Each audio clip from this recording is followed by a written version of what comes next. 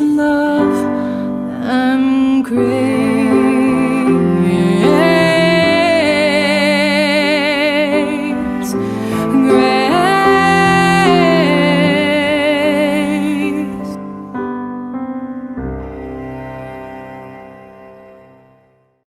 Greetings and welcome to the Hilltop Spiritual Center's Sunday celebration.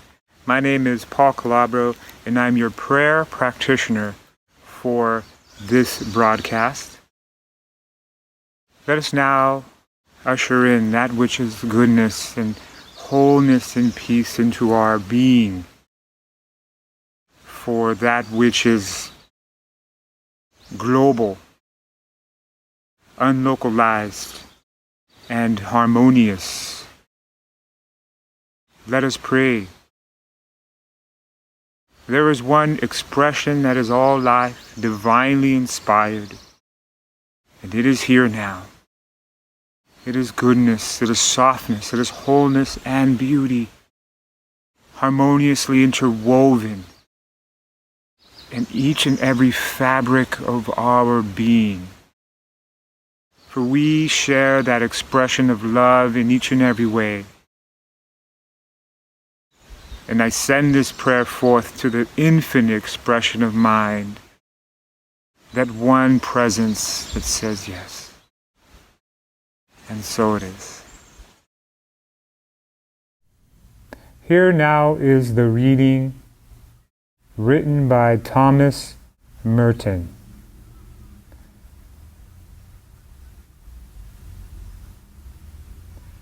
There is in all visible things a hidden wholeness.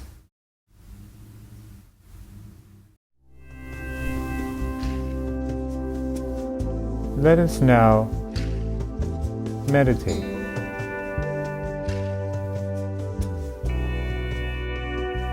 Feel your feet or your body on the ground.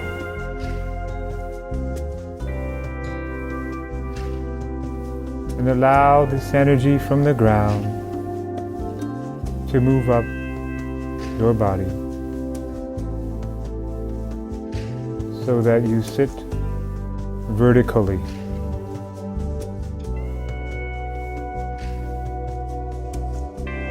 Breathe softly.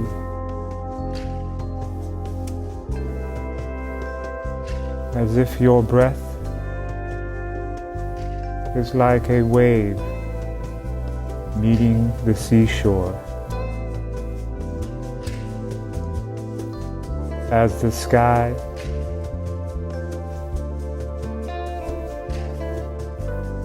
meets the ground.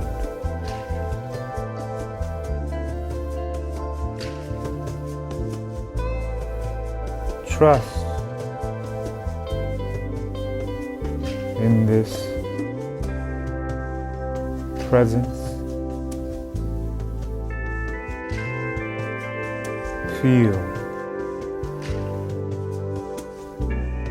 Feel as if you are standing in a meadow on a beautiful sunny day.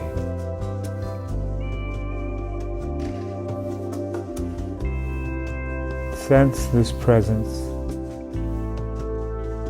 as if it's a scent of a rose.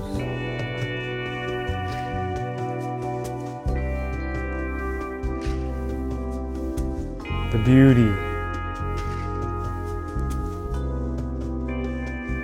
and feel the warm embrace of a joy, of a deep peace. Allow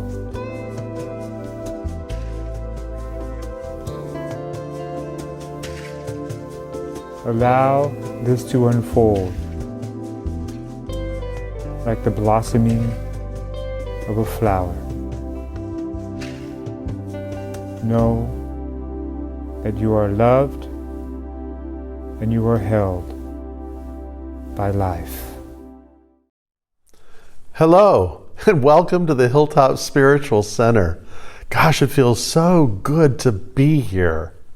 And for some of you that I know personally as part of our brick and mortar community, I'm looking forward to the time that we can be in this building together. But for now, whoever you are, wherever you are in our spiritual community, whether you're in Australia or Mexico, whether you're watching from New York or Colorado or Oregon, or wherever you may be in California, whoever you are and wherever you are welcome here in this space. So our theme for this month is being a contemplative in the world, finding God in everyone and everything. That's right, finding God in everyone and everything. And it is a challenge. I know it's a challenge. I wondered that at the beginning of this week. Why did I pick this theme? Why is this? Maybe we should change this. Finding God in everyone and everything, being a contemplative in the world, really? Now? And yet, maybe it was intuition, probably. Maybe it's the power of the word, no doubt. Because I can't think of anything more important to talk about today than being a contemplative in the world and finding God in everyone and everything. So I looked at a couple authors this week that I've always liked, I've always really admired. Two German intellectuals. One was Viktor Frankl, who was a German psychotherapist and a Jew who was interned in Buchenwald, survived the death camps, and then went on to write. The other one is Dietrich Bonhoeffer, also a German, Lutheran theologian, was at one point a pacifist, but was later, ironically, 2 weeks before the liberation of the death camp that he was in, was assassinated by the Gestapo for being part of a plot, a conspiracy to assassinate Adolf Hitler. And both of them speak of contemplation, and both of them speak about what it means to be human. And for Frankl, it was something that he called logotherapy. After he was released from the death camps, he developed this idea of logotherapy, and probably his most seminal book is Man's Search for Meaning. And he was a contemporary of Sigmund Freud, but he parted with Freud on something really important. Freud says that what motivates us, what gets us going, what sort of drives us is our desire for pleasure. And Frankl says, no, it's not pleasure that drives us. What drives us is our desire for meaning. Now, if we don't find meaning, then we will go for the toxic mimic of pleasure. And it's not to say that pleasure can't have meaning, but there's meaning before pleasure. So for Frankl to live a meaningful life, there were essentially three components that were needed. The first is a project or a purpose, that thing that gets us out of bed in the morning, that motivates us, that really draws or demands from us our very best. Pablo Picasso said that when he played, he worked, and when he worked, he played. And I'd ask you, what is the thing that motivates you? What makes you excited? What is the thing that you invest your time, your talent, your treasure in? Where is the big magic in your life that you think about and engage in? The other thing is something that he called prescriptive suffering. Now, as New Thought practitioners, we don't really like that word suffering, but it's kind of an important part because it means that we're willing to endure something or to do without something in order for a greater good to come forth. Whether it be something as light or easy as, wanting something that we're willing to sacrifice time to or treasure to or, to do without and to kind of feel that pinch or that little bit of discomfort for the reward of it coming, studying for a test and not going out or choosing to go without desserts to lose weight or to, not buy certain things to invest in something else. There's also a bigger level and maybe even a more collective level, and not to compare the two, but it's the same thing as what we're all going through this week, right?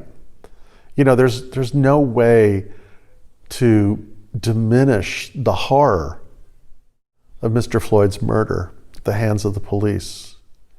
But if there's a good that can come from that, perhaps it's that what has been unveiled is this systemic racism that exists within our systems and within our culture. And perhaps there can be good from that. Perhaps his death won't be in vain.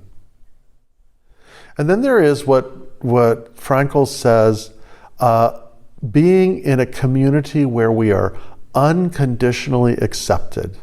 Who are the people in your life where you are unconditionally, you can be your authentic self. You don't have to hide, you don't have to repress, you don't have to lie, but you can be comfortable with who you are. Now, that doesn't mean that unconditionally accepted means unconditionally agreed with. I know for myself personally that in my circle of friends, we will go late into the night arguing and discussing things, or in my family as well. We will have our challenges, but never do I not feel safe, and never do I not feel accepted.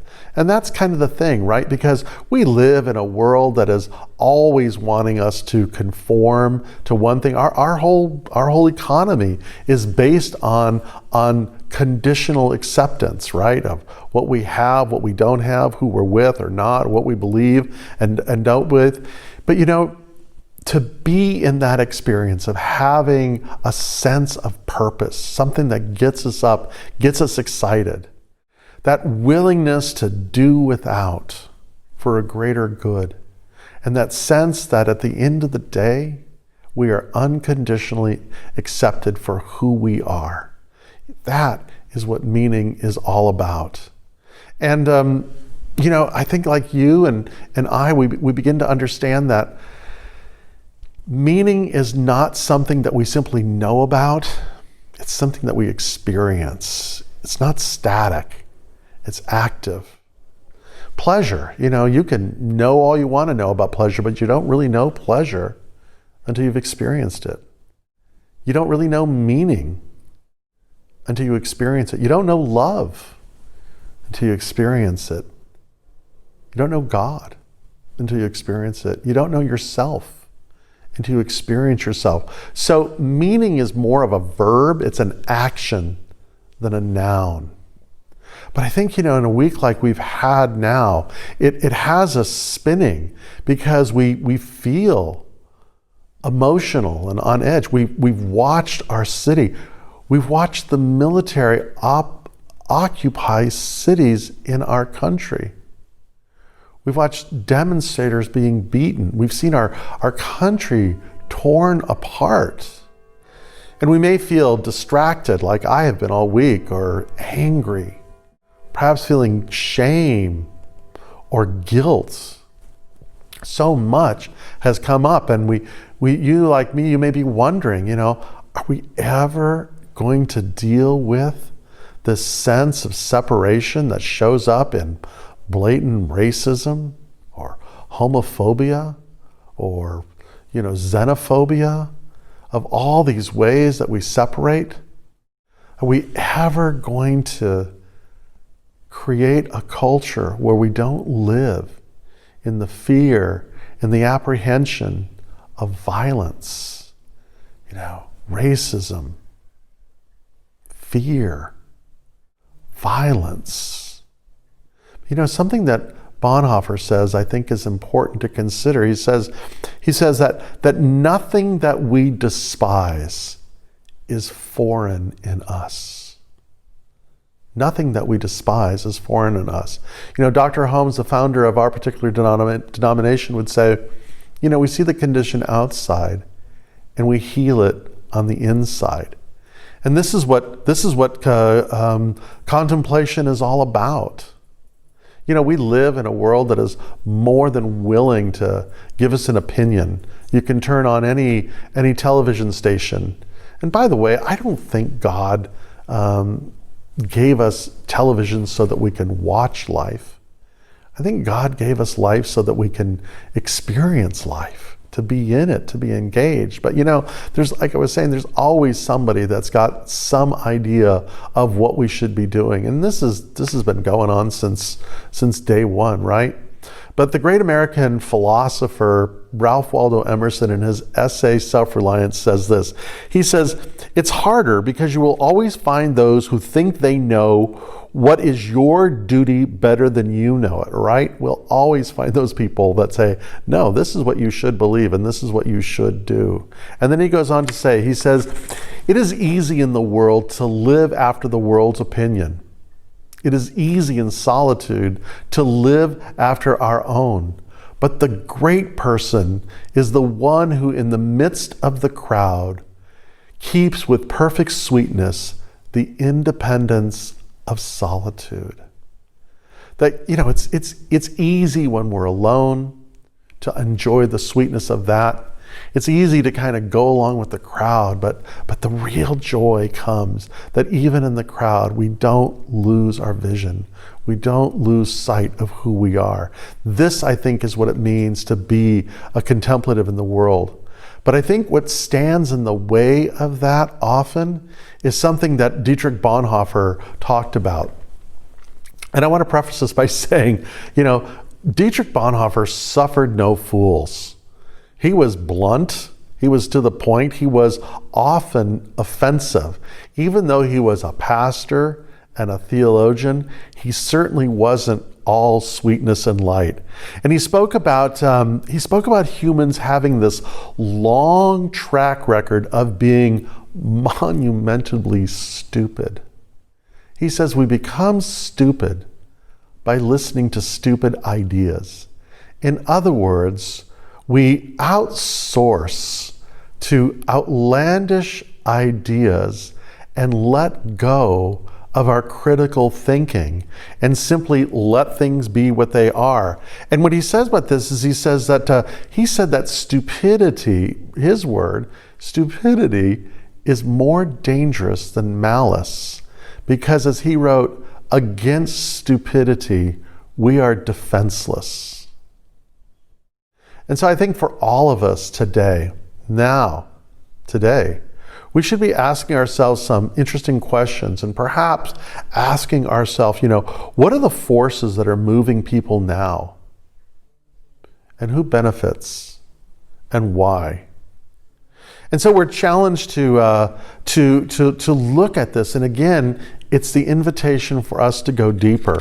Paul Calabro, as the practitioner today, in that beautiful reading from Thomas Merton, where he says, "There is in all visible things a hidden wholeness." It's really the presence of the divine. And it's for us to awaken that inner eye, the intuitive eye, the one that sees without seeing and knows without knowing. That one, that's where we see the divine. And how we develop that inner vision really is through the practice of contemplation. Thomas Merton goes on to say this about contemplation. In his book, New Seeds of Contemplation, he writes, "Contemplation is the highest expression of our intellectual and spiritual life. It is spiritual wonder. It is spontaneous awe at the sacredness of life, of being. It is a vivid realization of the fact that life and being in us proceed from an invisible, transcendent, and infinitely abundant source. Contemplation is above all awareness of the reality of that source." Contemplation, its roots in Latin mean to consider fixedly, to ponder focusedly. It awakens that intuitive eye, right? It allows us to see without our vision being clouded by our fears, that we can discern what Spirit is, where Spirit is leaning us, without being cluttered with our own prejudices or, cultivated beliefs that may not serve us. But I think my favorite definition of contemplation comes from the Jesuit theologian Walter Burgart, who once described contemplation this way. He says it's taking a long and loving look at what is real. To take a long and loving look at what is real. And let's deconstruct that for a moment. To when we take a long look, we're not distracted by judging. We're not blaming. We're dismantling our stories. We're engaged with curiosity and compassion. When we take a loving look, we're not doing, as Bonhoeffer says, operating what he defines as cheap grace, that grace that we find in the marketplace, that piety or spirituality that insulates us from the suffering of the world. Because, we've all heard that, right? Oh, I'm not political, I'm spiritual. Oh, I don't watch the news, I don't read, I don't want to stay up. I just want to know God and spirit. That's what he calls cheap grace. If we're not engaged, it's not spirituality. It's not experience. We're insulating ourselves. We're avoiding our vocation, our call to be in the world. And then finally, what it means to look at the real. And maybe this is the most challenging because, often, I know for myself, and maybe it's true for you, we don't want to look at the real. And for a variety of reasons. One is we may think that we're afraid that it's unfixable. We don't want to deal with things. We don't want to take a look at the real because we think nothing can be done about it. There's a level of futility. Or maybe because we're afraid that we've messed it up so much that we don't want to experience the guilt and shame of admitting of what is and look at it hard and have the hard conversations. Or maybe if we're afraid to look at the real because we might have to change or do something that's really difficult. The ancient Hebrews had an idea on this idea too when they talked about this idea of justice, a long and loving look at the real. And for the Hebrews, the prophetic tradition has justice. It really is, its root is in the word of enough, which means there's enough for everyone to be heard. There's enough for everyone to be cared for. There's enough for everyone to be expressed, because the idea that the Hebrews understood as justice is that our God is abundant, and there's enough of whatever and anything that is needed and desired for all of us. And so I think it's important now to understand this immutable law of the cosmos, that there is nothing there is no such thing as an inconsequential act of creation. There is no such thing as an inconsequential thought. There's no such thing as an inconsequential world, because everything is part of everything and engaging, and that your life has meaning and purpose, and that we are all called to engage. I think that something that Carolyn Mace says is that we use our fear as a firewall against our intuition.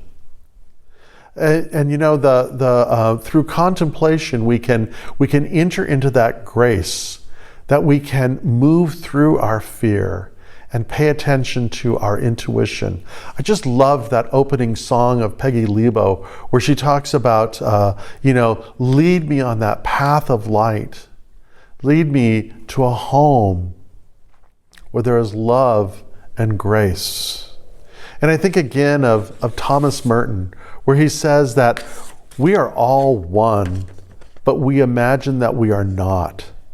And what we have to recover is our original unity. What we have to be is what we are. What we have to be is what we are. I think it was Aristotle that said that the nature of anything is the fullness of what it becomes. And so the truth of who you are is the fullness of who you can be. The truth of what our nation is today is the fullness of what it will become. The true nature of our planet is the fullness of what it will become. A world that works for all life. And for this, let us pray and let us hold this contemplation. Let us look fixedly that there is one life, one presence that is abundant, and that there is enough for all, and that it is safe for all beings to be their authentic self and to live in the fullness of their being. And so it is. Here it is. So thank you for being part of our celebration. You know, I want to first of all thank the artists who are so generous with their talents.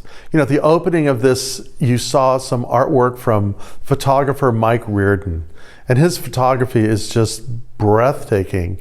And please visit his website to see some of his work. And we invite you to support him, like to support the other artists, and Peggy Levo for her beautiful song. It was just so enchanting and inspirational.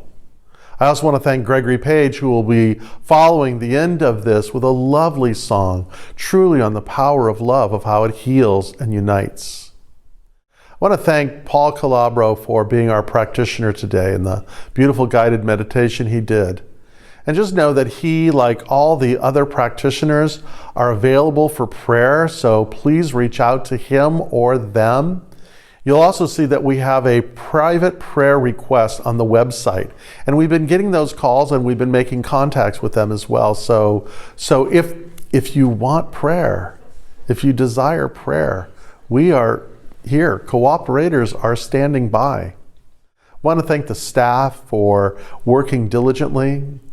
I didn't mention Frank with Spirit Hill, but you know, he provides the music for the meditation. And I got to tell you, Spirit Hill is just jonesing to connect with you guys. So be patient. We're working on it. We're trying to get this to happen. But most of all, I want to thank you. I want to thank you for your continual, and I mean continual because you keep doing it, and your generous support. You know, during these times with everything going on in the world, we want a spiritual anchor. We want a place of meaning. We want to know that we're contributing to something. And we're dependent on you. We're dependent on you for this virtual experience that you are able to have.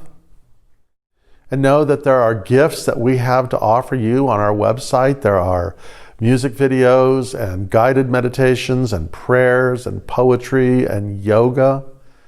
It's reciprocal. We want to give to you, and we are grateful that you give to us.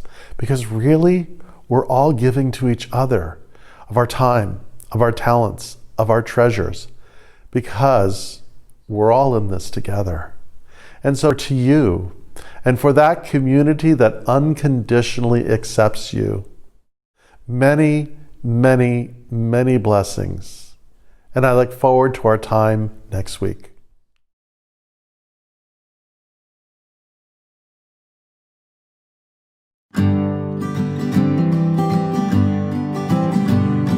Love's stronger than hatred.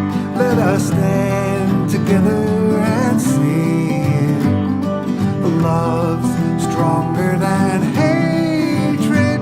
It's time we start smiling again. I'm strong when you're holding my hand. Be open-minded, not ignorant.